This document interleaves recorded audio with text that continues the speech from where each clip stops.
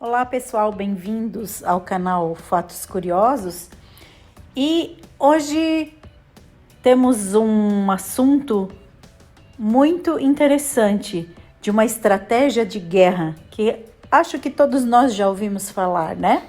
O cavalo de Troia, a famosa estratégia de guerra usada pelos gregos. E já havia passado 10 anos do cerco à cidade de Troia, quando os gregos utilizaram a derradeira e vencedora estratégia de guerra, ao presentear o inimigo com um enorme cavalo de madeira, o cavalo de Troia. Tudo começou com o príncipe de Troia, Paris, instigado pela deusa Afrodite. Raptou Helena e a mais bela das mortais, esposa de Menelau, rei de Esparta. Menelau, por sua vez, reuniu o exército grego e atacou Troia, com o intuito de vingar-se de Paris e recuperar a esposa. E depois de tanto tempo de guerra, os dois exércitos haviam perdido os seus principais guerreiros. Pelo lado de Troia, o príncipe Heitor, comandante do exército troiano, e o próprio Paris haviam perecido na luta. Para os gregos, Ajax, o Grande, e o herói mítico Aquiles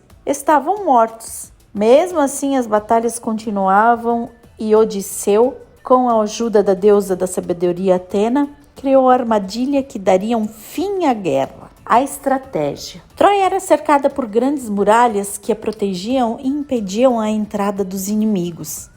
Após a morte de Heitor, os gregos simularam a sua retirada do território troiano, fingindo a rendição. O exército grego deixou como presente para os troianos, que eram conhecidos como domadores de cavalos, um enorme cavalo de madeira como símbolo de paz. Mas o cavalo, na verdade, era oco e estava cheio de soldados gregos. Com o fim do cerco, os troianos acreditaram que tinham vencido a guerra e levaram o cavalo para dentro da cidade, onde festejaram longamente durante a noite. Quando todos dormiam em Troia, os soldados gregos saíram do cavalo e atacaram a cidade.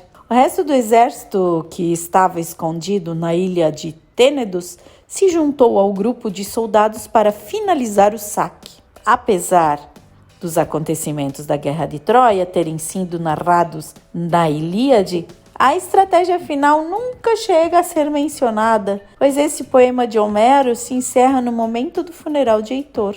O cavalo de Troia é mencionado na Odisseia, também escrita por Homero, onde se conta os desafios da viagem de Odisseu para sua casa em Ítaca, após sair vitorioso da guerra. Porém, a última batalha da guerra de Troia nunca é contada com detalhes por Homero. A estratégia apenas é falada pelo fantasma de Aquiles quando se encontra com Odisseu em Hades, mundo inferior.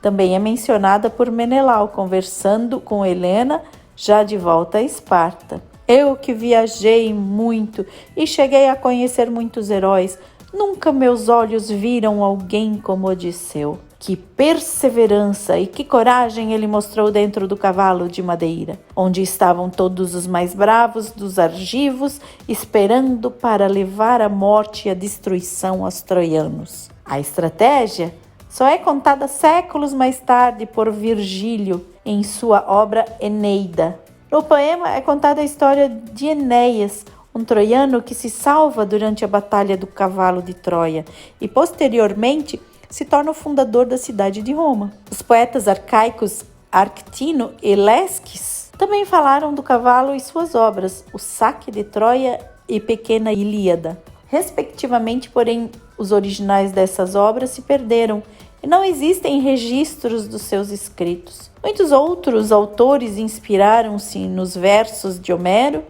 e desenvolveram suas próprias versões dos acontecimentos da Guerra de Troia. Mito ou realidade? Não existem indícios da existência do enorme cavalo de madeira. Por muitos séculos sequer acreditou-se que a cidade de Troia teria existido. Porém, na segunda metade do século XIX, o historiador Heinrich Schliemann encontrou sinais de que um pequeno monte chamado Hisarlik, forte e poderoso em turco, poderia ser o local da antiga Troia. cruzou informações retiradas da Ilíada e dos relatos de viajantes famosos, como o imperador Alexandre Magno.